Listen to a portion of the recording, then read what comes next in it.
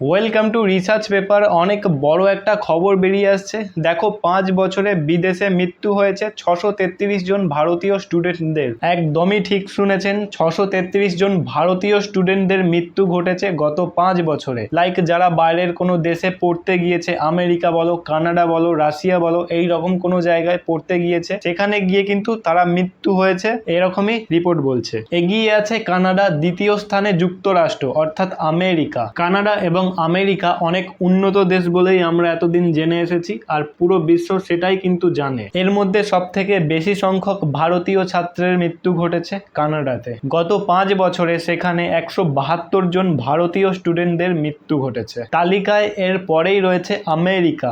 সেখানে গত 5 বছরে 108 জন ছাত্রের মৃত্যু ঘটনা রিপোর্ট করা হয়েছে। এছাড়াও সূত্র বলছে এই 5 বছরে ইংল্যান্ডে 58 জন, অস্ট্রেলিয়াতে 57 জন, রাশিয়াতে 37 জন, ইউক্রেনে 18 জন, জার্মানিতে 24 জন, জর্জিয়াতে, কিরগিজস্তানে ও সাইপ্রাসে 12 জন, চীনে 8 জন ভারতীয় স্টুডেন্টদের মৃত্যু হয়েছে। এছাড়াও গত 3 বছরে 48 জন ভারতীয় ছাত্রকে যুক্তরাষ্ট্র থেকে অর্থাৎ আমেরিকা থেকে নির্বাসিত করা হয়েছে। এই নির্বাসনের কারণ সম্পর্কে কোনো নির্দিষ্ট সরকারি রিপোর্ট আসেনি। অনুমতি ছাড়া কাজের ক্ষেত্রে বা শিক্ষা ক্ষেত্রে ইত্যাদি নানা কারণে প্রবাসী ছাত্রদের ভিসা বাতিল হতে পারে, এটা আনুমানিক করা হচ্ছে। কিন্তু এত হিউজ পরিমাণে স্টুডেন্টরা বাইরে কেনই বা পড়তে যাচ্ছে? আসলে ভারতের যা এডুকেশন সিস্টেম, তার অর্ধেক % ঘুষের টাকায় চলছে, সেই জন্য স্টুডেন্ট বাইরে পড়তে যাচ্ছে।